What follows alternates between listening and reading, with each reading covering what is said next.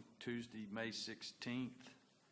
We'll have the invocation by Councilmember Jeffrey Darby and the Pledge of Allegiance by Councilmember Thomas Harvey. Please stand. Let us pray. Holy Father, we are thankful for this time that we come to this place, for the business of this city. We thank you, Lord God, for those who are here. We pray for them. We pray for their family. We pray a special prayer for Mr. Bohannon's wife. We ask you, Lord God, to give recovery, to give healing. Father, we ask that you would make her whole once again. Father, we thank you for everyone who is here. We ask you to bless their families. We thank you for all the blessings you've given us in this city. In Jesus' name I pray. Amen. Amen. Please join me in the Pledge of Allegiance. I pledge allegiance to the flag of the United States of America and to the republic for which it stands, one nation, under God, indivisible, with liberty and justice for all.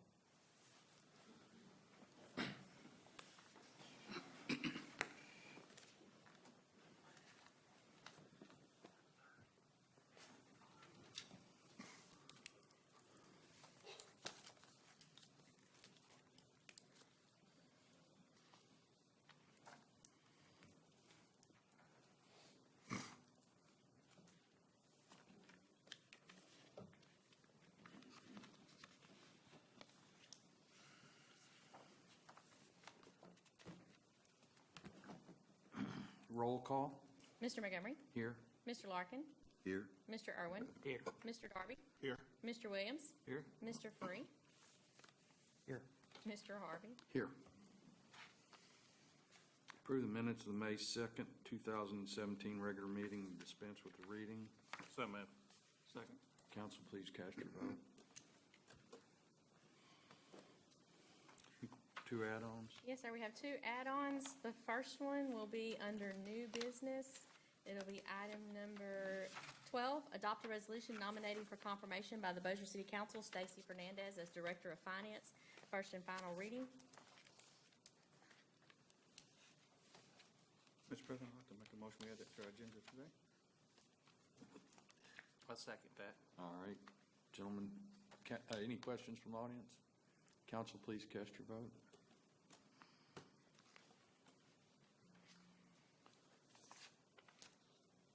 Second. It's not added. All righty.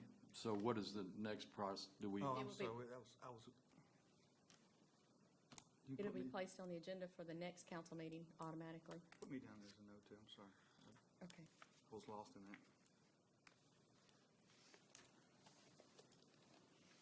It'll automatically be placed on the agenda for the next council meeting. 2 weeks from today? Yes, sir. It'll be June the 6th. It'll be 3 weeks from today. 3, okay. All right. The next one will be will be number 12 now. Under new business, introduce an ordinance appropriating $10,000 from the general fund balance to co-sponsor the Traveling Vietnam Wall on June 8th through the 13th, 2017. I'll move we add that to the agenda. Second. Questions from the audience? Council, please cast your vote. Need a motion to approve as amended. So moved. Second. Council, please cast your vote.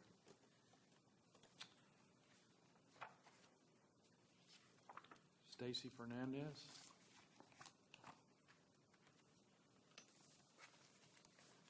Welcome. Thank you.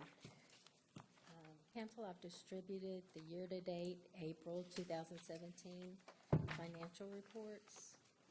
Page 1 is revenues, and revenues are performing very well to budget at 106%. Page 2 and page 3 are expenses. All of them are under 100% except the marshal's office, and they had some vehicle repairs that just bumped them over a little, and that should average out in the next couple of months. And in total, we're only at 92% of our expenses. Page 4 is the sales tax report. Year-to-date collections are 3% lower than prior year. However, that has improved. These are year-to-date totals and last month it was 5.1% below. So we've made a little recovery there. Page number 5 is the manning hours, and we're at 672 compared to last month's 671 for an increase of 1. And page 6 through 8 are the water and sewer reports that all show favorable. And page 6 is year-to-date to prior year, year-to-date. Page 7 is just the month of April to prior year month April. And page 8 is April compared to last month, March.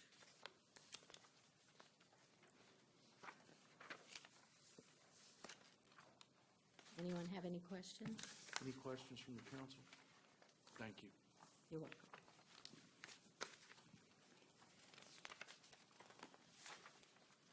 Unfinished business. Adopt an ordinance to appropriate $850,000 to come from the Sales Tax Capital Improvements Fund to provide for a new entrance and additional parking at the Tinsley Baseball Complex. Final reading. So moved. Second, any questions from the audience? Council, please cast your vote.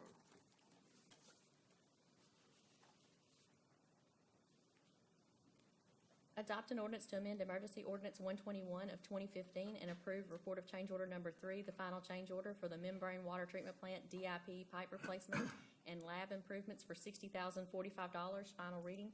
So moved. Second. Questions from the audience? Council, please cast your vote.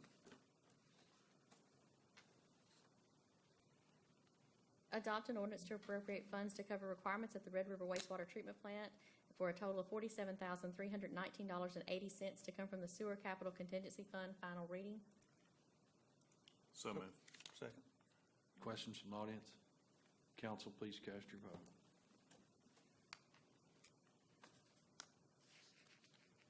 Adopt an ordinance to appropriate funds to cover requirements at the Northeast wastewater treatment plant for a total of $13,523.40 to come from the Sewer Capital Contingency Fund. Final reading. So moved. Can I, just one question, the word requirements, is there a broad statement of just generally what they are? Second. Sorry. I'm not looking for, it just describes requirements. These are, Yeah, there's a couple items out at the Northeast plant, but that's primarily to cover an effluent pump out at the effluent pump station to replace one of the older pumps that's been out of service for some time. these are capital improvements to maintain parts of the plant. To replace parts of the plant. Okay, that's good, thank you. Any other questions? Questions from the audience? Council, please cast your vote. Adopt an ordinance to appropriate $1.5 million to come from the 2017 Sales Tax Bond Issue Fund to be used to construct Innovation Drive Phase 1. Final reading. So moved. Second.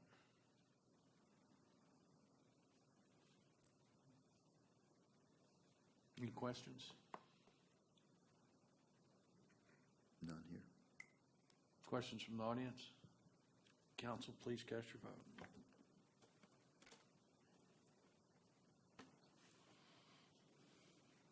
Adopt an ordinance to appropriate $450,000 to come from the 2017 Sales Tax Bond Issue Fund to be used to design streets and drainage for Innovation Drive Phase 2. Final reading.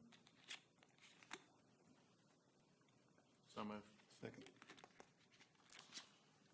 Mr. Larkin? Yes, so I'll take up the questions that I've had in the past. This Innovation Drive and the extension of it is, the first phase of it is the part that we fund and have a good partnership with the automobile dealership there. Makes a lot of sense. And then there's a second part of this that we are budgeting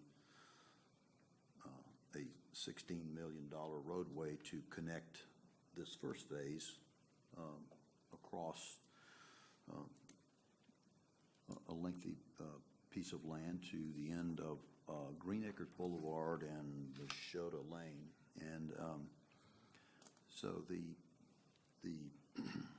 ordinance here, I've had, I haven't got to the point where I object to the roadway. What I object to is the process that we're going about doing it, and so what I'll say is that this ordinance, as it reads, one, today, as things are, we would be then designing a roadway that would be in the parish and not in the city. We would be designing a roadway that's in a very sensitive drainage basin that has yet to be studied. We would be designing a roadway with the idea that after we put the roadway in, that there would be a economic benefit to the city, and it would be driven by a pro forma of sales tax activity that comes as a result of the development of the property that this runs through, all of which would make sense if such a plan actually existed and was formalized in an agreement, and those things aren't in agreement, so they're not in disagreement, they just don't exist. And so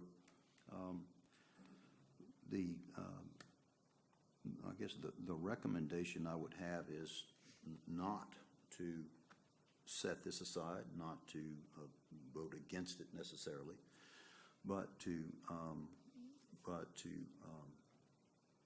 put it in suspense, and at the next meeting, look at an ordinance that would properly study the need for a roadway connection and take into account all the environmental factors that might be applicable to that. Make a clear determination if we really want to build this in the parish, or if we want to first get it into city limits before we design it. And then, even more importantly, involve the other partners, such as DOTDs, such as the Corps of Engineers, such as the parish, in this endeavor, because this is the most flood-prone basin in all of North Bossier City, and I'm particularly paying attention to it because I live in it and know it well. And in addition to that, I have been to no less than 7 events that come to my mind in the last 25 years, each of which was called the 100-Year Flood. And every time sandbagging and doing all kinds of stuff, all in this basin. And I do know that the development in this basin has taken place with the relying on the floodplain area, a lot of which this is in, being a buffer to the inundation of houses and businesses all in this area. So to that end, I went to the trouble of putting together a fact sheet because I wanted anyone that wanted to take exception to these facts, if they weren't facts, so have it. And then the second thing I did is I met with our city engineer, and so to be very fair about it, in that meeting, he expressed to me that he felt like that they could do a study, and they could, at the same time, we could go ahead and just say, well, let's proceed with this. And on that, I respectfully disagree,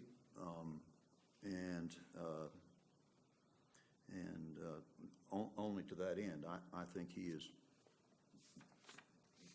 a primo engineer, knows exactly what he's doing. I don't think this is engineering. I think a lot of this is getting first things first, and not approving something that may in fact, after a study is produced, be something completely different. It could be that this that is presented here is not the thing to do, something else is. And only a thoughtful study that is appropriate for something that you're going to spend $16 million on is what I think we should do. So I've maintained that position, and I want to reinforce that, number one, I think what we're doing with the automobile dealership and the first phase of this makes a lot of sense. I'm in total support of it, and I'm glad that we brought it into the city limits, did that right. And I just believe that this part here does not make sense. And so perhaps there'll be some discussion on it, but it would be my, I would make a motion that we table this and pending the production of an ordinance that would address the concerns that I've put forth in my fact sheet. Second. We have a motion and a second on the, don't we? Did we introduce it? We had a motion and a second to adopt it, and then Mr. Larkin just made a motion to But do you continue. have to get the other people to rescind it? Yes, sir. So we don't have a rescension. Well, who made the motion? What? Already. Let me ask you a question. I thought we annexed those acreages out there. We annexed the property that the dealership's on, and the plan is to do it. We don't know where the road's going to go, so after the road's identified, we will annex it.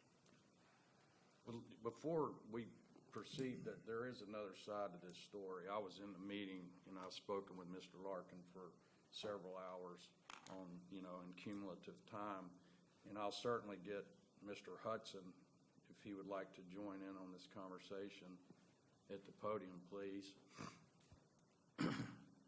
The whole purpose, and The it point just of order with the motion, should I withdraw it, or what motion do we have at this time? I think if I it's were a gonna make the motion to right table, motion- but I can certainly speak, can I not? Oh, yeah, I'm sorry, I was just making sure I mean, we had. Are we but speaking to the Mr. motion? Councilman Williams, I got him to rescind it so that your motion would Great. be got it? on the Thank you. I floor didn't to understand table it. that. Go ahead. And what we're doing is we're going to do the study so that we can determine the best route to go through the property, correct? Correct.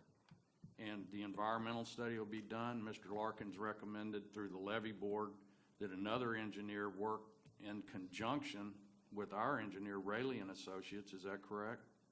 Yes. And can you explain what that process is for? Well, Councilman Larkin, I believe, and you correct me if I say anything wrong, recommended that Kirk Nixon, a fine guy and a good engineer, provide a study for this entire tract of land, in particular to look at a drainage evaluation of Benoit and Benoit Lateral 1. Our engineers, Rayleigh and Associates, were going to provide some study, and it makes sense that these two engineers work together. And I know that they've had a conversation amongst themselves, and they're looking forward to working together. And any design process will involve a study and evaluation of exactly what needs to be designed before they haul off and start designing things. So the first... Which will answer the question, first and foremost, of Mr. Larkin's concern as to the feasibility from a flooding standpoint. Is that correct? Yes. So we will know 20%, 25% through this process whether the road is actually feasible or not from causing additional flooding, and as he pointed out, actually raising the floodplain potentially, which we would never do nor want to do. But we have to go through this the question I want to ask is, do we have to go through this process to get the information, to decide whether we want to continue to design the road. Yes. We don't have Okay. to spend the entire $405,000. But we have to go through this process to get an answer to yes, so that Mr. Larkin's concerns Yes. are answered. And that's what I want the council to understand, that tabling this is doing nothing. We're going through the process that you have to go through to get the answer to the question, is it a feasible road or not? And correct me if I'm wrong, but Tim's concerns are legitimate. I'm not But- questioning but- that. I'm but we saying, how got do to we s- get there? We've got to spend some money to learn what the facts are, and this ordinance will initiate that process. And in that process, if it's deemed, and this is a conversation we had upstairs, if it's deemed that it's not feasible, and there'll be a negative effect and impact on the Benoit Basin and all of the houses, that we will not proceed. Is that correct? That's correct. And we would have only spent the money necessary to reach that point to get the answer to our question. That's correct. Wait, can I ask a question? Sure. You know, we're going back to the point now, it looks like, to me, we're pulling teeth again to get these answers. I think the question was asked last week, why aren't we doing that? So why wasn't it explained to us last week? I think Mr. Larkin asked the question, but none of this was explained. We all kept it secret, or somebody kept it secret. What's secret? Well, I mean, about We're what you're talking engaging- about, but what you just said, we got to go through this process to get Rayleigh and Associates to do this environmental, they're going to do it. That was talked about last week. It wasn't, nobody said anything about it, though. I'm just saying, you know, it's like pulling teeth sometimes to get all the answers that you've been asking for. That's all I'm saying. Well, here's what, I don't know that we're doing anything we hadn't done in the past. I mean, we have to present the ordinance. But I'm saying, what you just said, why wasn't it said last week? Well, because the question wasn't brought up till Mr. Larkin brought it up in the office about an hour ago. I did not know all of his specific questions.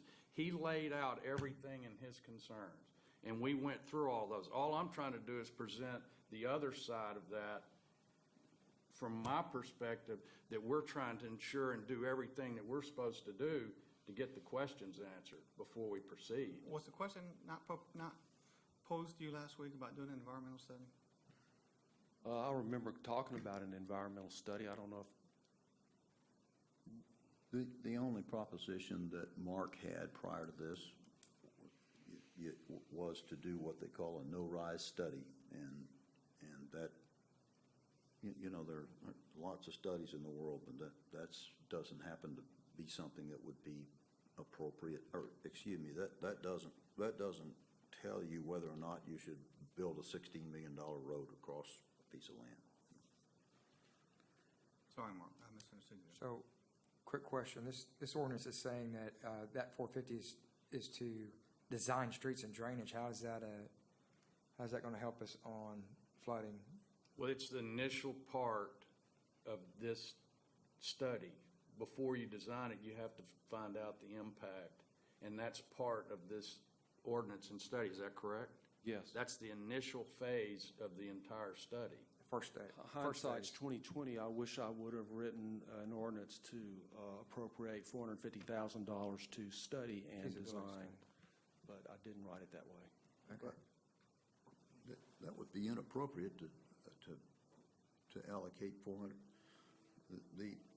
The thing that we first need to know here is one, what kind of a road should be there, where it should go, and what are the obstacles, and since we're building it in the parish, what standards will we build it by? Will we build it by the parish standards, or will we build it by our own standards? Let me finish so that I can, and I'll go through mine, and then, and I gave you the floor to go through your entire fact sheet. So I'm responding to all of those if I may have the time to do so.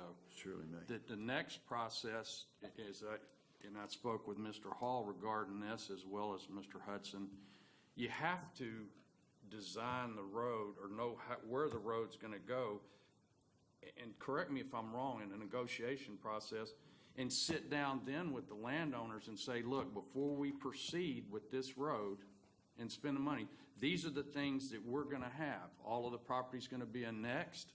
You're going to give us the right-of-way and so forth. That's how do we get a negotiation in process when we don't even know where the road's gonna go, nor do we know if it can go there. You know, before we sit down at the negotiation table, we have to have answers to questions. Is that right, Mr. Hall? That's right. I mean, you have you've to certainly describe- done a you have to great deal of describe- negotiating on behalf of the city, so. Somebody's got to identify the dimensions of the road. They've got to donate that to the city for the purposes of that, and they've also got to agree, upon the city agreeing to build it, that they'll annex the remainder of the property into the city. I mean, it's that way when we get into commercial development. It's the way it happened on Sterling. It's the way it happened on Kroger. I mean, you've got to get an identification of the locations of who's going to donate what and who's going to build what. But at this point, you don't even know if the road A can go in a certain location, or maybe it can, but it's got to be turned a certain way. So there, as you know, there's wetlands through there, so there's beneficial ways to take it through there. So we won't be able to identify that until they complete the analysis of the A, whether it can go there, whether it impacts drainage, or and where it will go to be the most efficient path. And in my previous discussions and debates with Mr. Larkin regarding this road, I have pointed out countless times that we're doing it because that's what we do. We build roads to generate more sales tax and create more business. Well, if we never had the intention of this being in the city limits, why in the world would I make the statement that it would benefit the city through sales tax? So it always has been absolute that that would be in the city limits, because that's how we get our money back. So I'm trying to explain, you know, where I'm coming from, the benefit of the road, and this is what Bossier City does. I mean, that's how we exist. We have to grow the revenue stream, and Stacy certainly has been around here long enough, by at least close to $1 million a year to cover raises and potential health care costs. And you know that, Councilman Williams. I mean, you've worked with me on the budget for 16 years. We've got to constantly be innovative and thinking of ways, how do we bring more business here so we can keep our revenue stream growing? And that's what this is all about. Am I leaving something out on the fact sheet? I don't think so. Okay, one other thing I'd like to bring Chief Sagone up, and of course we've discussed the economic benefit. We're addressing the issues I think that Mr. Larkin has raised both here at the meeting and the previous meeting. But one of the biggest assets to this road as well that I think everybody needs to understand is human life. And Chief, if you could help us out on that, I'd greatly appreciate it. I think I can speak on behalf of Shane and I, as far as public safety goes, that this road would be a huge benefit to us. You take right now responding, our biggest congestion area is 220 Bean Boulevard, and it's in the morning and it's in the evening. I watched a call the other day for, luckily it was a owner locked a pet in the car at PetSmart, and I sit on scene for 23 minutes waiting on engine 3 to get through the traffic because we don't run hot. It wasn't hot weather, it wasn't inclement climate or anything, so sitting there waiting on them to get there with the owner of the car. But that's what we deal with every day out there, running hot through that intersection. Right now, giving us different options as to avoiding that area would be huge for us. Taking a run to Stonebridge or Tiburon on a structure fire, I can get a ladder truck from engine 9 cutting through that road y'all are talking about versus waiting on engine 7 to come from Stockwell up 220. Trauma 5 responding north of 220, my response time would be cut down by probably 10 minutes not having to fight that intersection at 220 and Airline and Bean Boulevard. But the main thing is every time we transport, a majority of our patients go to Willis Knight and Bossier, so an alternate route as to coming through that intersection, anywhere east of town would probably respond up Swan Lake, cut through right there, and then come back south on Airline to take a right on Bean Boulevard, depending on the time of day. And it just gives you different options and us different response routes. I think he would say the same thing if he has a a police car in Brownlee and needs it off Swan Lake Road, having different options and a quicker way of getting there. We use George DeMint Boulevard and behind the, I guess that's the one behind the Kroger Plantation. We use that road all the time to avoid that traffic in that area. When we respond out of Engine 3, we can take a right now and be right on Viking Drive and right up in that area and avoid the congestion that we get in that area.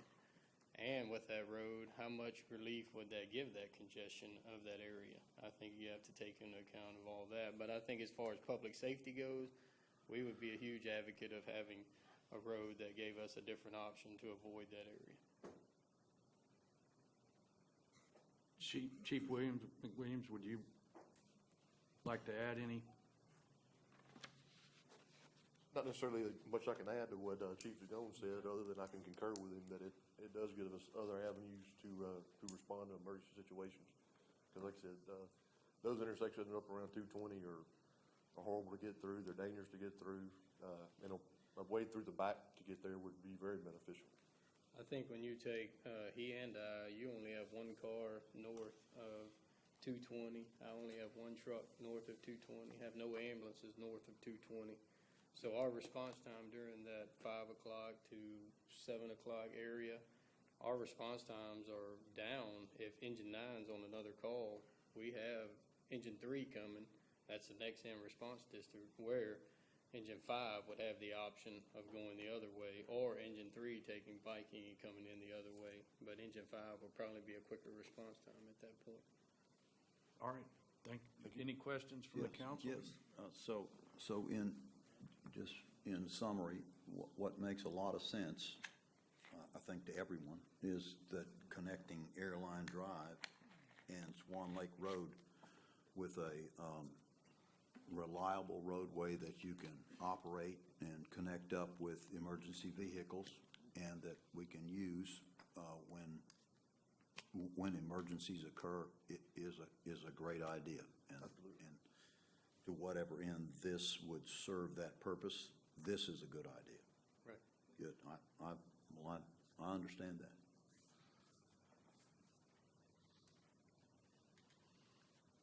Is there any? I just wish we would make it 3-lane, because 2-lane going all the way through there, I know it's gonna cost more money, it's gonna be just like. It is 3. Oh, I thought we had it 2-lane. No, remember we changed. Oh, do we? Okay, well, Remember when, I think Mr. Harvey brought it up, that it ought to I be 3. know we talked about and- it, but, Yeah. yeah.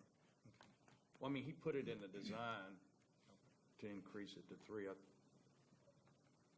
So, Thank you, guys. thank you all very much. All right, Other so I'll thing- just make my, okay, go ahead. Cool. No, I wanted to point out that Councilman Larkin, is that what you're going to say, actually made a motion to table, and I want to remind the council that if it was truly intended just to examine it for 2 more weeks or whatever, you would want to say the motion to continue. Table gives him the authority. He's the only one that can bring it back up for a vote. So I would, Oh, if I'm, be glad to change it to I just hadn't heard the word table for a long time, so I wanted to remind the council that there is a definite distinction between table and Don't continue. we want to pass it, because we need to spend the money, and Right. that's where the money is, so we don't. But I mean, he has a Yeah. motion that he's Table. now saying he wishes to continue it for 2 weeks, or, well, that's a thought in order to clarify these things, and So is that but your- I'm gonna let you have the floor, and when you get finished, I'll speak, so. well, no, I'm asking, I'm Do we sorry. need do to, you want to change your motion from a table to continue? I'll be glad to do that. There was no, I think that would be a better motion for the council to have. Okay. Till when? Fine. Till when? I'm sorry, what? To table it until when? No, he said continue. I mean, I'm sorry, to continue until when? I think until the next meeting. Okay. That would be an appropriate time to look at an alternative to this. That would be the June 6th meeting. Yes, I'll change my second to support his motion to continue. Are there any other questions from the council? Any questions from the audience? And a yay vote continues, a nay vote, A nay vote just gets rid of his. And we go back to this. He goes back and reverts back to the other. Yeah, whenever Somebody you- would need to make a motion in a second to I, of course, adopt still it. want to speak. oh, you do? Okay, Yes, sir. I'm sorry. Go ahead, you have the floor. Yeah, here's, again, not, the lack of clarity here is the thing that I object to, and I believe that we could create an ordinance that makes more sense than this one. But just to speak to a couple of things, I know of no better example of what I'm talking about here than just what those two gentlemen spoke about, the emergency quality of the roadway. And so, right now, the roadway that is proposed right here goes across between Swan Lake Road and Airline Drive through a wetlands and through a lowlands and a floodplain. Areas of that are, again, I want to try to say facts and not exaggerate, but I think it is approximately 4 feet lower than the flood in that area. Is that, did I say that right, Mark? Approximately 4 feet? Plus or minus, we won't know. Okay. Okay, and so if you're going to build the roadway where it can respond to emergencies and where vehicles can ride on it when you have an emergency like a 100-year flood, particularly the ones that happen 7 times in 25 years, then the roadway then would be situated at least at the 100-year flood, or maybe a foot above, and that happens to be, that's the parish's way of doing roads. We're building a road in the parish, I guess, for them, or we're building a road and it's going to be in the city. You got the road and then you got the land that surrounds it. So that's unclear, but whatever it is. Anyway, you have the floor. So if you're going to do that correctly, that's not what Mark is proposing to design here, but we certainly could evaluate whether or not that makes sense. We also might evaluate that the cost of the roadway and the alignment that we're proposing to do here doesn't make sense. It doesn't make economic sense. If that needs to be evaluated, that's not proposed to be evaluated with this ordinance right here. What's proposed is that we just simply design the road after we do an environmental, right now, a no-rise study, and now adding to it some other factors. And so I just simply say that a better ordinance, or an ordinance that would make sense to me that we should look at, is one that states how we will arrive at where the alignment is, and then have some kind of an evaluation of the cost benefit of doing the road at all. We've all talked of things that we speculate and we think are good ideas, but we have not evaluated it. The same study would at least determine if the landowners, under what conditions the landowners will bring the roadway in. They may want to charge for the land. They may want to do some kind of an exchange with the city. They may not want to bring all of their land into the city. And I don't particularly agree that you design a roadway, you design a roadway, and then after you've designed the roadway and you know where it's going to go, then you go to the landowner, you say at that time, can we put the roadway in there? That is not a sensible process to me, and so doesn't make sense to me. It makes sense to me, you go to the landowner and you say, look, we've got a proposition here, and if we do this, will you do that? And that is established. So when we decide to spend the money here to design the roadway, we know that we're agreeing to design a roadway, and we know the ramifications of what we're doing. And this doesn't do that. So I only look at it as being unclear and premature and incomplete. But I do not object to the goals that are espoused here. But I do believe I know enough about basin right there, that a lot of these ideas, when we see the real cost of them and we do the analysis, it will at least raise our eyebrows and maybe make us look at other alternatives, perhaps. So, and that's all I want to say about that. I'm not going to speak anymore on it. Mr. Hudson?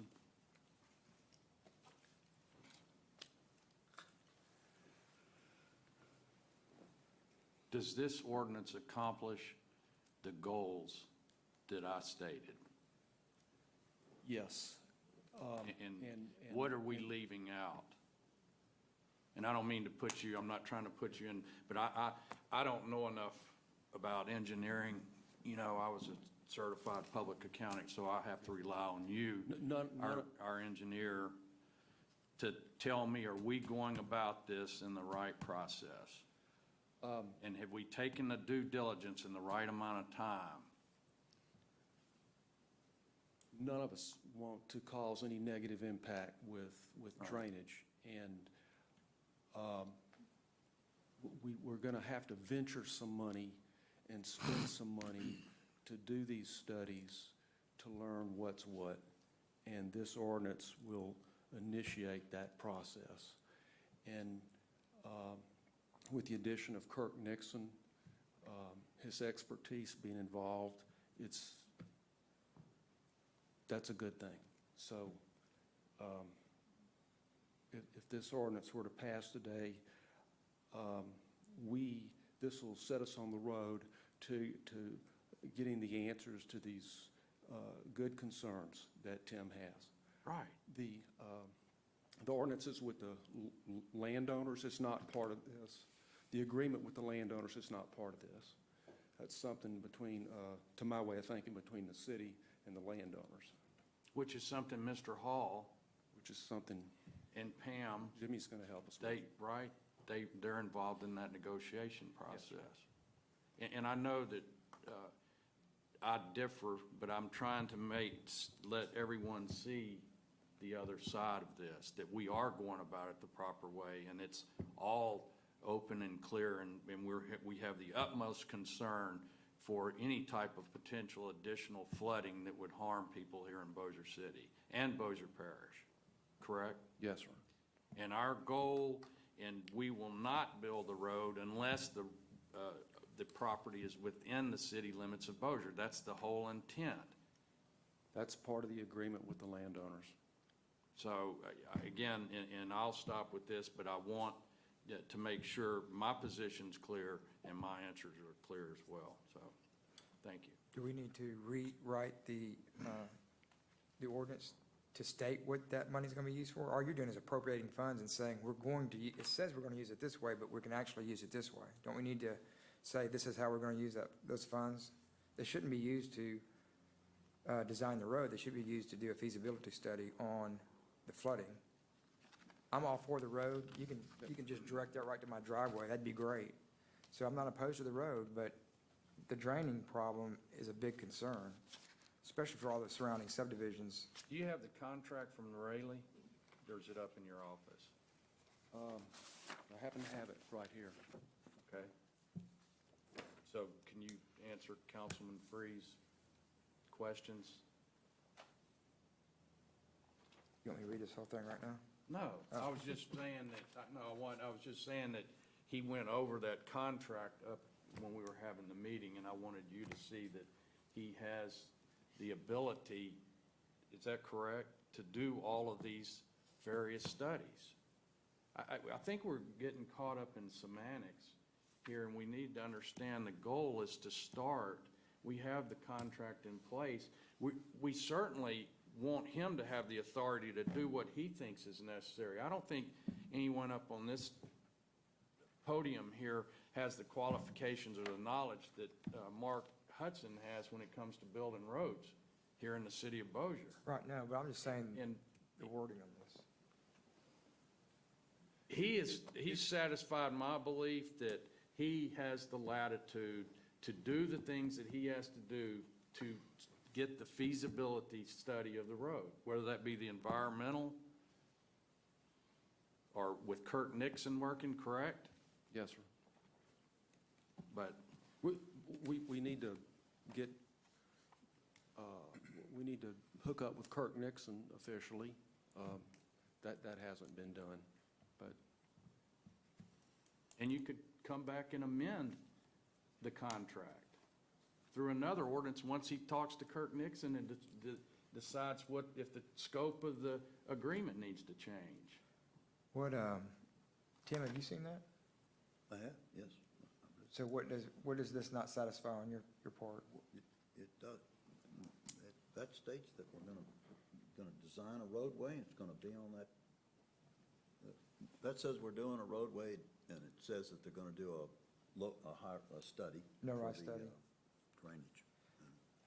I mean, Tim does bring a level of expertise being on the levee board on area flooding and drainage, especially through those two Benoit.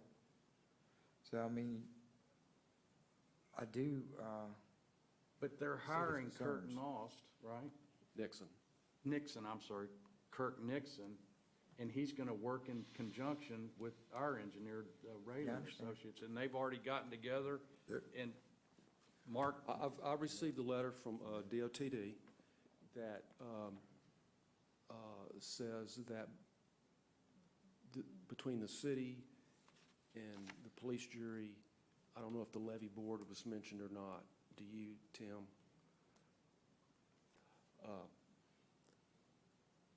Telling us that we're going to do further study over and above what that piece of paper, and that's what Kurt Nixon will provide. all right. So my only question was that we need to rewrite. I'm not opposing. I I'm don't just asking think, if we need to my rewrite. position, Tim, I don't want to say, but my position is, my city engineer is telling me that he has the tools to go forward and do what he has to do to make sure that this roadway is feasible and it's put in the right place. Is that correct? And at any point during the contract, he can stop and say, time out. Is that the word you use? Yes, sir. I mean, is that correct? That's correct. Do you have any idea what it's gonna cost to do this? Well, I know we got their 400,000. fee's 405,000. Kurt Nixon, I haven't had one conversation with him yet. Is that something we're gonna pay for? Well, I'm not sure. We did, interject, you know, they keep using Kurt Nixon, that was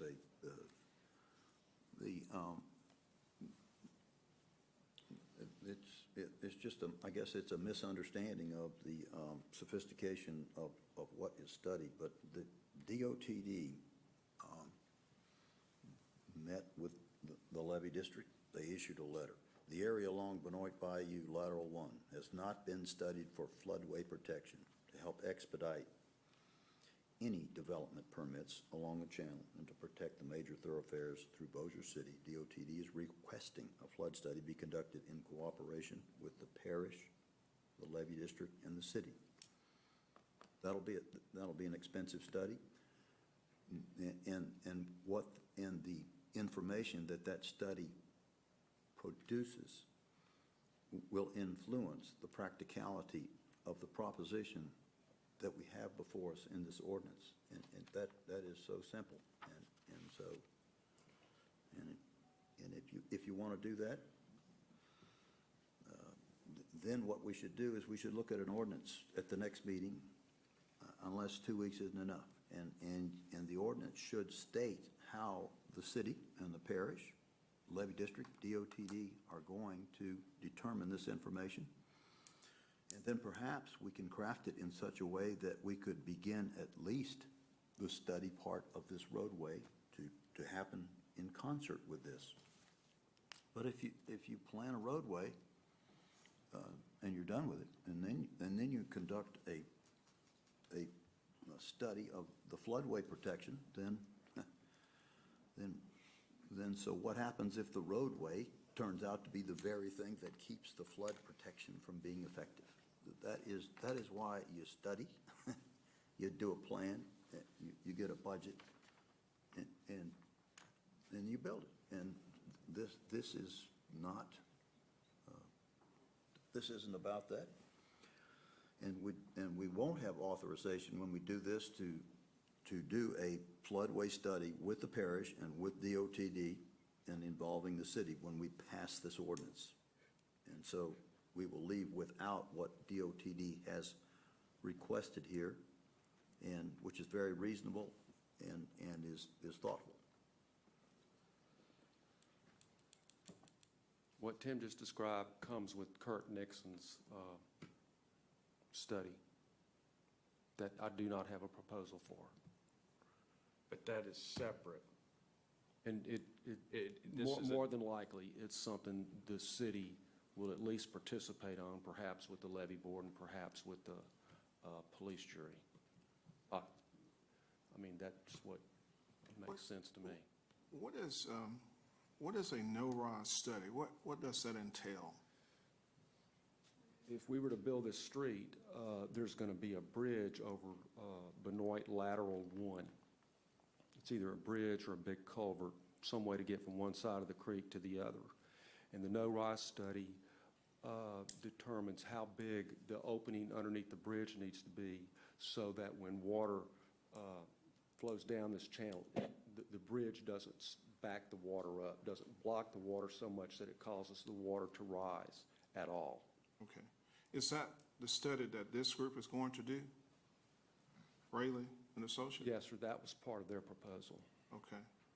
And if that study comes out that it's not feasible to do that, then the road will not be built? Well, we certainly, I would not instruct Rayleigh to build a road that's going to cause a negative drainage impact either upstream or downstream. So at that point in time, I'd say, guys, stop. Okay. And I think I heard you mention, or someone mentioned the landowners. So what's the status of the landowners, in negotiating their agreement? What's the status on that? There's 3 landowners. There's the Machota family, I believe. There's Haynesville Mercantile. And there's a third landowner, Stuart Oden. I've had emails with Stuart Oden. He's would like to see the road built and has indicated that he is open-minded to donating the right-of-way. He understands the benefit of getting a free road across his property. I know Jimmy's had more than one conversation with the Machotas, and I've never had a conversation with the Haynesville Mercantile Group on this particular project. I don't know if anybody else has, but traditionally, they've always donated right-of-way when we were building a road across their property. But you don't have I don't have any written agreement with the landowner. okay. There's emails, but nothing official, I'll say. Okay. So we're going to go forward without having that agreement with the landowners? It's impossible to get an agreement because I'm not going to agree to give you property unless I know where it's going to be. I can't go get every landowner I've ever talked to says, I want to know what property you're going to take and what I'm agreeing to give you before I'm going to give it to you. I can't give them that because I say, somewhere out here, somewhere we're going to maybe touch your property and I want you to agree in the abstract just to give me your property. And they're going to say, bring me a survey. Show me where it's at. Show me how it's going to go across my property because they may not like the engineer's design. They may want it more on this side or this side and say, I'll give you the property if it goes this way, not this way. So, I mean, we have to have something to sit down with the landowners to say, here's a legal description of what we ask you to donate. And otherwise, it's just an abstract conversation because he may look at it and go, I can't give you that because I have plans for this property for something else. I mean, I don't know what any of these people have planned wherever the road's going to go, but I know that we had Mark had an expert in wetlands look at it and said there's some high-grade wetlands that we have to cross, and so there's got to be some selectivity on how the crossing of the area goes. So bottom line is to confect an agreement, we need at least some information to show what we're going to ask them to donate. Okay. So what is Mr. Olden agreeing to?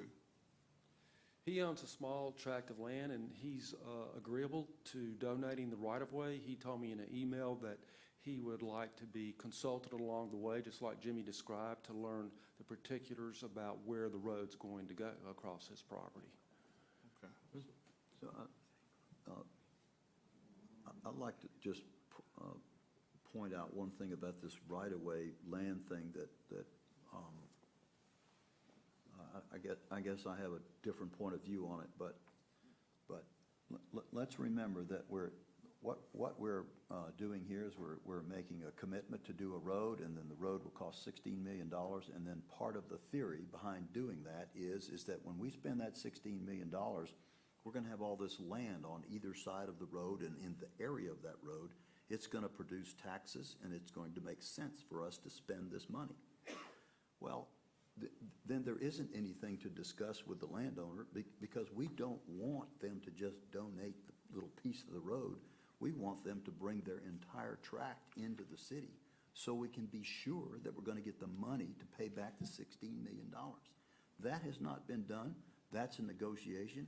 And I'll tell you right now, landowners would just as soon withhold the right to have it in the city and trade it for something else in the future, water and sewer, something else. So we're going to retrade it again. That is the process that we do this in a kind of a cryptic way, and that's what we're doing here now. And we make our commitments, and we put our plans together, and then after we've done that, then we go to the landowner and we have nothing to meet about or nothing to talk about. It's a process that is exactly backwards. And as far as I know, we're the only city that does it. It's putting the execution of some work in front of the planning of the work. And it just doesn't make any sense.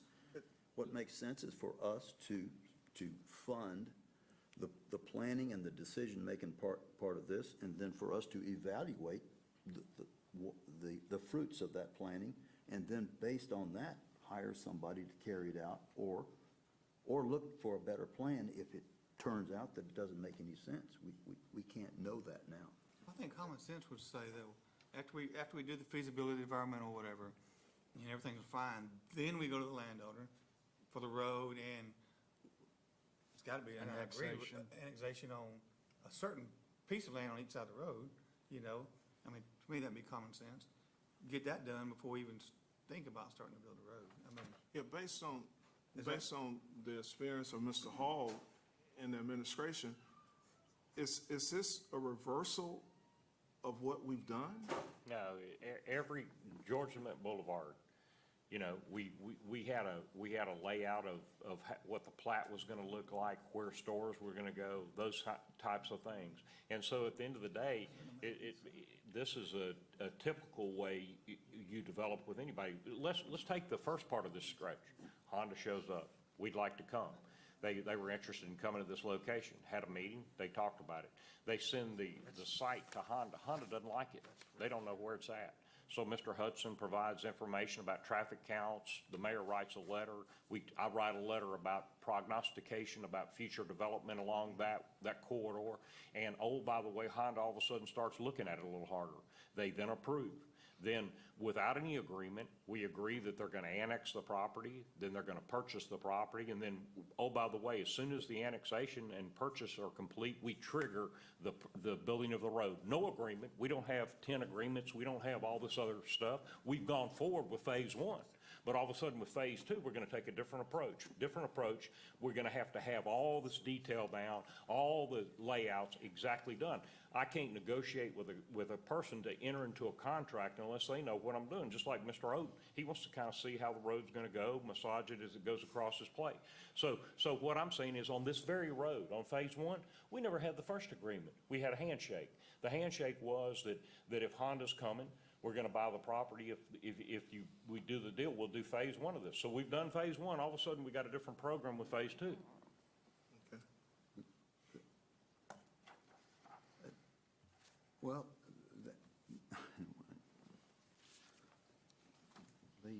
on phase 1, we evaluated the sales that the Honda dealership would bring, it was all very obvious how that would pay back. You could see that you're extending a road, so we spend $1 million on it. It's very easy to see all that. Everyone that's involved in the deal, it's very easy to see what happens when you spend $1 million. They put a center there, nothing to it. That was one thing. This is a proposition to spend $16 million, and it's $16 million over a vast area of land that is again, that is unstudied. There's no relationship between this phase of the thing and the phase that we did before, at least in my estimation, only because the magnitude of what we're doing. Wading off into spending $16 million without having any kind of an idea what the effect of it will be. And what does the ordinance tell us to do today? What does it approve us to do? To learn what we're going to do and how we're going to do it, and will it work? Is that correct? Yes, sir. Is that what the ordinance before us is going to do? Yes, sir. Is answer that very question. Yes, sir. And I think I put my full faith in Mark Hudson and Jimmy Hall when it comes to this process. It's certainly proven in the past, has it not? Yes, sir. And I'm just asking. Well, I have to admit, Mr. Hudson admitted himself that the ordinance wasn't well written. So I think. I don't think he you have said to- that. Yes, he did. He I could think have written it said differently. He would have put one thing in there Yeah. differently, but we could sit here and nitpick this and then change it again. We can keep continuing it because there's always going to be something to add. I mean, this is a moving document. There's no way you can encompass or incorporate everything that might happen. Otherwise, you would never initiate anything, and that's the whole problem with government. This is how government starts stalling capitalism and democracy. You can look at it. Yes, we have to take care of the people. That's what we're doing. But now we've gotten down to the point where we're nitpicking the ordinance because of a couple of words, which Mr. Hudson says that he has all the latitude. Yes, he could have added a word to begin this process. Yeah. Well, my thought is that not only could he have added a word, but also he could have given more clarity to what we were going to do in the way of design and what that was going to entail. I think that's why we're talking about this, because at this panel, we talk about what you're going to do. And since no one really knew exactly what was going to happen until today, regarding studies, that's why we talk about it. And that's something you've done better today than you did last week. Not to be critical of you, but it's more clear today than it was last week. And I think we should always do due diligence to get information.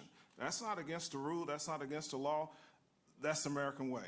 And that's what we should always do. So we're here right now. Just give me 1 second. Okay. Mr. Larkin just brought all this to light today. Last week, too? No, not this fact Well, sheet. not that, but This he is what, talked this last is week. the whole purpose. I went up there for 30 or 40 minutes and sat with Councilman Larkin to learn of these and get all of his issues addressed. And that is why these are all being brought to light. Had they been brought last week, we would have brought them to the forefront last week. But we didn't have this. Sure. So, I'm trying to respond and do my due diligence as being a councilman at large for the city of Bossier, as well as the president, and sit down with Councilman Larkin and address all of his concerns with our city engineer, who we have to rely on, as well as our city attorney, to go through this process. Yeah. All He right, did so a our good two job things, doing it. the two things before us right now is to pass this ordinance, or continue this ordinance, or get another ordinance. That's three things. So, good debate, but we gotta move on. So what are we gonna do? Let's vote. Well, I think he's gonna make the, His is to. if we continue, it's gonna be 3 weeks to have a regular meeting, correct? So, we could either vote or wait till, we don't meet next week. We could Or I redo could- the ordinance, introduce it 1 week, have a special meeting next week, and do it all in one thing. I mean, it's not gonna get passed unless we do it today, then we gotta wait Well, and if 3 more weeks. or we could vote no to his motion, pass the ordinance, and let Mr. Hudson sit down and then let the council, you know what I mean, if there's changes, so he can bring them and we'll amend the ordinance. But at least we could get started and get Rayleigh and, what was it, Kurt Nixon? Yeah. That firm, get the process started. We're not handcuffing ourselves to where we've got to spend 16 million, we've got to spend 405,000, is that correct? That's correct. And you can change the contract and come back to the council as he sees fit throughout the process, whatever needs to be added, or taken away, or stopped, correct? Correct. So, I understand what Tim is saying, but now we're delaying this for, well, You won't be able to move forward with the study with these other people yes, you until you will. take an ordinance. Our city engineer says we can. No, I'm talking, So, okay, so we're gonna get the parish and the levy board, and that's what this ordinance says. I mean, no, you're problem. putting words in our mouths Well, now, so. we've talked about, we have not, I've never had a conversation with Kurt Nixon. I don't have a proposal from Kurt Nixon. But he and Rayleigh have talked. He and correct? Rayleigh have talked. Thank you. That's, That. everybody's ready they to know go, they're- and they we're know gonna they're- take the utmost concern and care to ensure that all the citizens of Bossier City and Bossier Parish are not adversely affected through this road. Right? Yes, Through this ordinance, yes. I need to bring. which is the beginning stage. Yes. You need to bring what, Mr. Hudson? I was going to say, once again, I need to get a proposal from Nixon for his additional study, which I'll say again, I've never had a conversation with him on this. He's a good guy, we're friends, but I haven't talked to him about this. Okay, what's your opinion about the continuation of this? If that's what gets everybody in their comfort zone, I mean, that's up to the city council. I think if you were to pass this today, I'll hook up with Jeff Rayleigh tomorrow. I'll tell him about all of this, and we will initiate the study and the surveys required for us to make a smart decision. And you will contact Nixon as well in the Of course, meantime? yes. because it'll be 5 weeks we get to approve another one. Right. I mean, you can still bring another one before us, or ordinance, I guess, in 3 weeks, but we need to start, or we need to just use the ordinance we got now and move on. Start the process. I'd like to start the process, Okay. but it's the council's decision. Is everybody ready to vote? This is the vote to continue until June the 6th. And I'm sorry, I don't want to forget the audience. If there's sleeping. anyone that What would are you like to talking come speak, huh? They're sleeping. Chief, can I borrow your gun, please? Wake up, Judy. I see you out there. All right. Council, please cast your vote. What are we voting on? We're voting on to continue the ordinance Okay. for 3 weeks.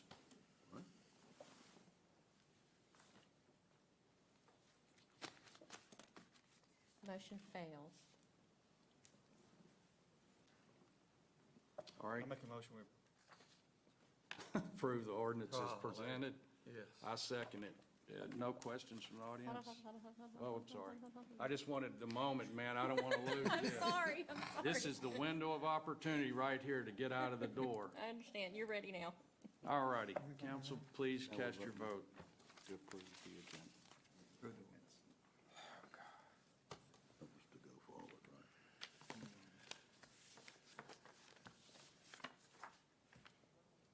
Hit it too hard. I hope I did. I hope I broke it. All right, gentlemen, thank you all for your input and debate. It was good, and we'll move on. Adopt an ordinance appropriating $125,000 from the Public Services and Sanitation Fund for contract spraying of mosquitoes. Final reading. Questions? Oh, I'm sorry, I'm getting ahead of myself. Second. Questions from audience? Council, please cast your vote.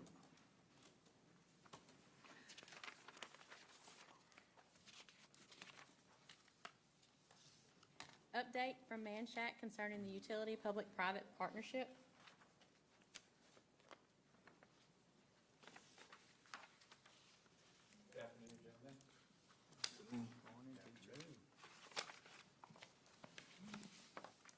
here to just give y'all a quick update on the status of Bossier's utility department and Manshak's involvement. All right, well, thank you very much.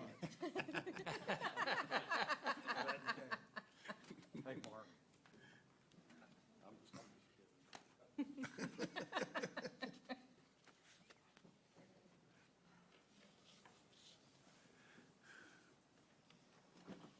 You looked a little startled there when I said Yes. that. Okay, we're done. Let's go. As y'all know, we implemented the P3 back in July of 2016, organized through a joint effort between the city of Bossier and Manshak. Our objectives were pretty simple. We wanted to provide exceptional service to the city of Bossier City's citizens while achieving financial objectives along the way. We wanted to optimize the utility department resources and continue to look for opportunities to reduce operating costs. The partnership between Bossier City Utility Department and Manshak has established an operational rhythm as it successfully optimizing operations and meeting and exceeding savings targets. You'll see that here in just a moment. So the main objective was to look primarily at the past operating budgets and the course there and really inject a primary focus in the operational savings to the department. So you can see here the various divisions within the department, all of which show significant savings over prior years. Actually, that's the total amount of savings since we started, so 9 months since we've started in July, from July through March. The negatives you see in water administration and sewer administration, there's an uptick there to cover the Manshak contract. So to date, we're looking at 1.6 million and some change just in operating savings. Any questions on that? We also look at other places where we can make additional improvements to the budget. I don't know what happened there. Oh, sorry.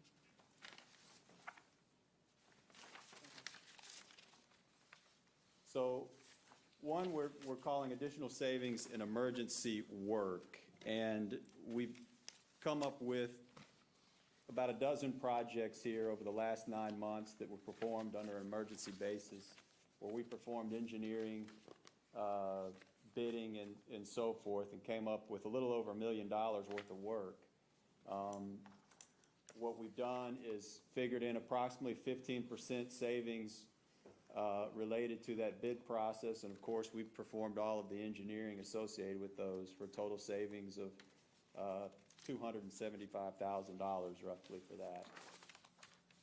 We also have coined or put together a list of items that we're calling cost avoidance. These are things that we have done internally to prevent the city from paying significant out-of-pocket expenses, making contractors fix things that they break versus the city fixing those things for them, being one major benefit to the city.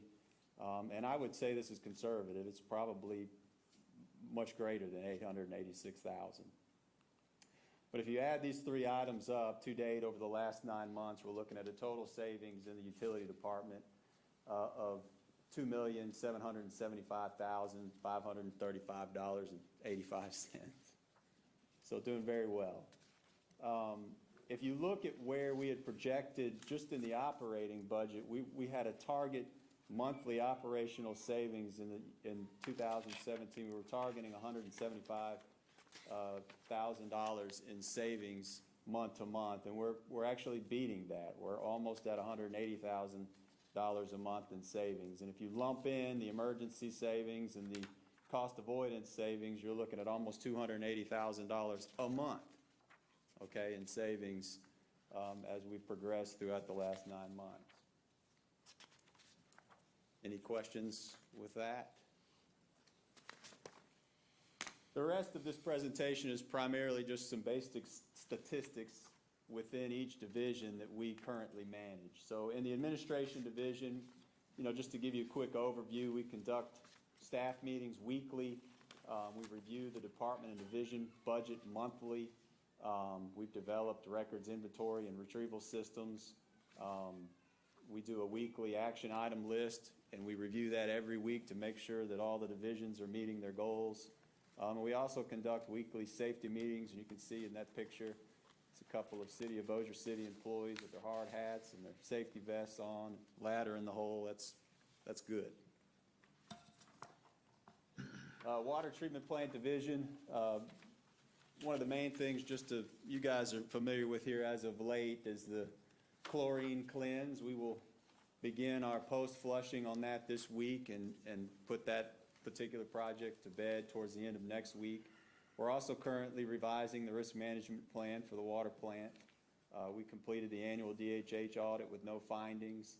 And we continue to implement ongoing capital improvement plans. That's a picture of the old water treatment plant 2 clarifier, and we've currently got that out of service and are doing some work to restore and repair that. The maintenance division, they have been very busy. This is a particular component of our department that I'm very proud of.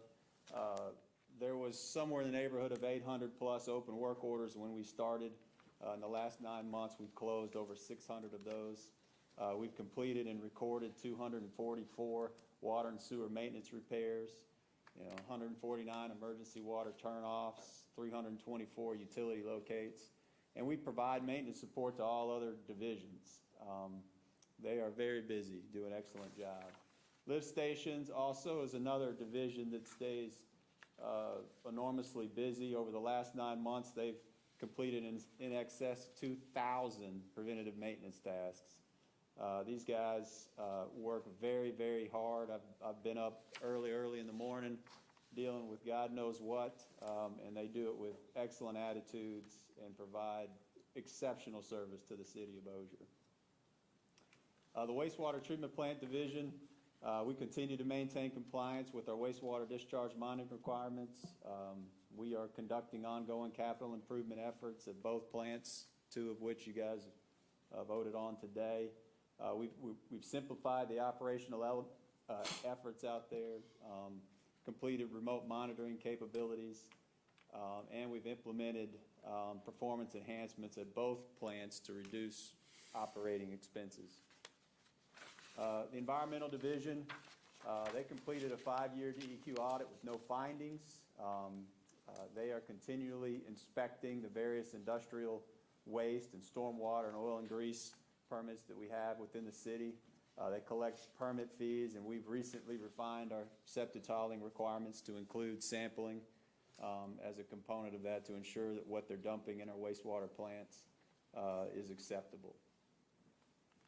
I know I burned through that pretty quick, but it's been a long meeting, so. Under the circumstances. We appreciate it. Ben, can I ask a couple of things simply? How many persons is staffed by Manshack at this point? Manshack has a dozen people up here. We have 12 employees that work here in Bossier City. Okay, any staff, any position unstaffed I'm sorry. for this contract? Any open position? No, sir. None? Okay. And has there been any EPA violations that resulted in fines in the last 6 to 12 months? No, sir. Okay, thanks.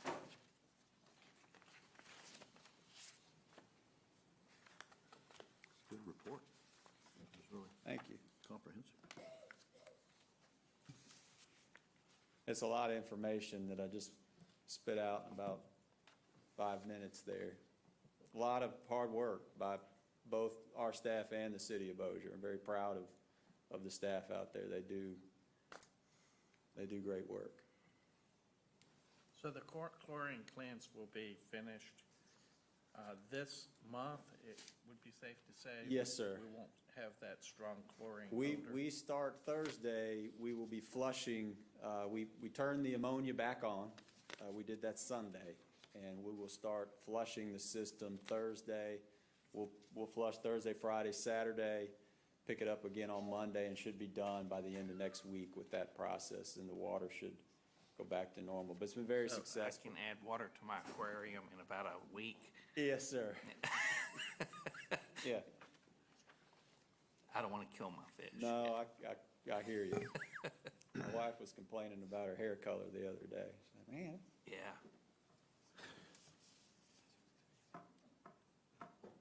We killed time talking about my fish while you were gone. Really? Thank you, Scott. I appreciate that.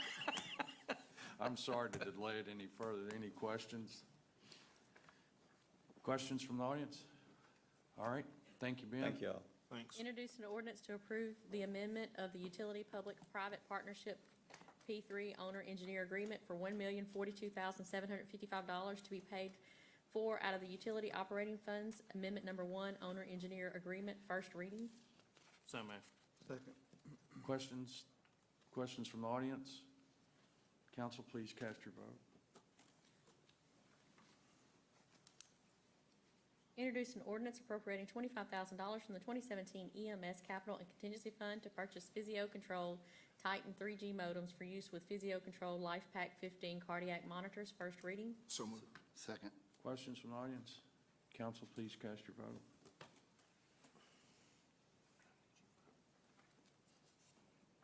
Introduce an ordinance to appropriate $60,000 to come from the Hotel Motel Tax Fund to be used to purchase and install a new phone system for Bossier City Multipurpose Arena / CenturyLink, first reading. So moved. Missed a vote on that last. Second. We missed a vote. Larkin. Larkin, how did you? Yes. Yes, okay. So I have a motion by Williams. Second.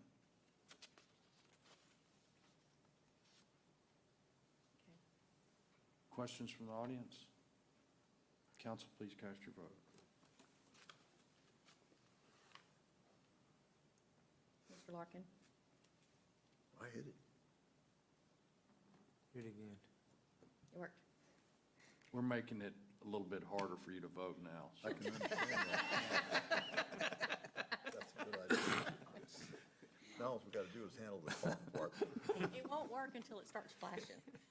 Introduce an ordinance assessing a $3 restoration fee on each ticket sold for any and all events at the CenturyLink Center, first reading. So moved. Second. All right, any questions from the council? I think we've had quite a bit of discussion relative to this and a lot of negotiations back and forth, and I've gotten nothing but positive feedback. I think it really came full circle to a really good idea.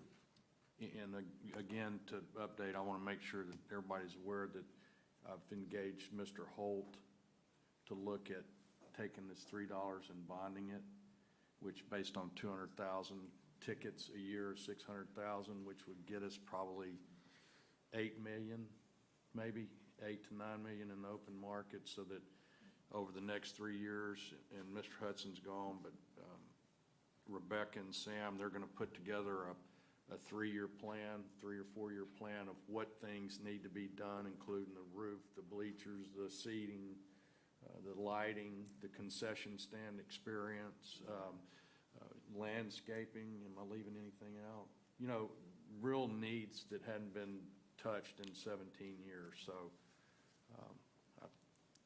if in concurrence with the council and they agree, that's how we're going to proceed forward, and there'll be an ordinance brought forth once we get all that together. Well, that is just, I really admire that idea of taking being able to just do the whole thing instead of a piece at a time, and what a savings that'll be because of the avoidance of escalated costs in the future of doing that stuff a little at a time. So, Well, really and great idea. the patrons that attend the events will see this in the next couple of years, you know, I mean, they'll get the instant bang for their buck, you know, I mean, so, anyway, I think it's gonna work, and I'll certainly keep everybody apprised, and when we get more information, we'll have Mr. Holt up here, and as well as Rebecca and Sam. David, he didn't mention, thorough cleaning of the whole place? I know you didn't have a comprehensive list, but. Well, there is that. That was one of the first things when Mr. Williams and I went out there, and I went under the bleacher. I came out of there as fast as anybody could. I didn't know what was, you know what I mean? It was scary down there, so. Anyway, it's, yes, everything's gonna be clean from top to bottom, Yeah. so. Any questions from the audience? Council, please cast your vote. Adopt a resolution to hire or promote one recreation maintenance worker, two, to replace a vacant position in Parks and Recreation. First and final reading. So moved. Second. Questions from the audience? Council, please cast your vote. Adopt a resolution to hire one part-time field maintenance worker, one, to replace a vacant position in Parks and Recreation. First and final reading. So moved. Second. Questions from the audience? Council, please cast your vote. Adopt a resolution to hire or promote one recreation maintenance worker, one, to replace a vacant position in Parks and Recreation. First and final reading. So moved. Second. Questions from the audience? Council, please cast your vote. Adopt a resolution that the city of Bossier City joins the President of the United States of America in proclaiming May 22nd, 2017 as National Maritime Day, honoring the contribution of the American merchant marines who have defended the freedom of the United States and join in recognition of this important date in maritime history. First and final reading. So moved. Second. Questions from the audience? Council, please cast your vote.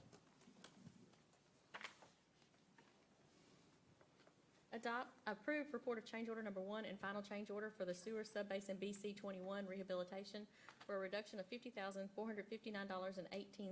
Total cost of contract with change order $1,465,618.82. So moved. Second. Questions from the audience? Council, please cast your vote. Approve parade permit fee waiver for Green Acres Place HOA, July 4th, 2017, parade on July 4th, 2017. So moved. Second. Questions from the audience? Council, please cast your vote.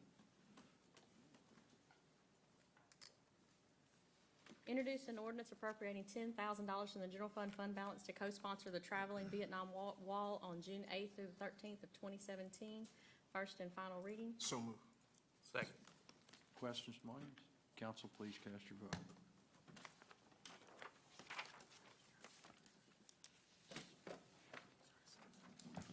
That concludes today's meeting. Mayor?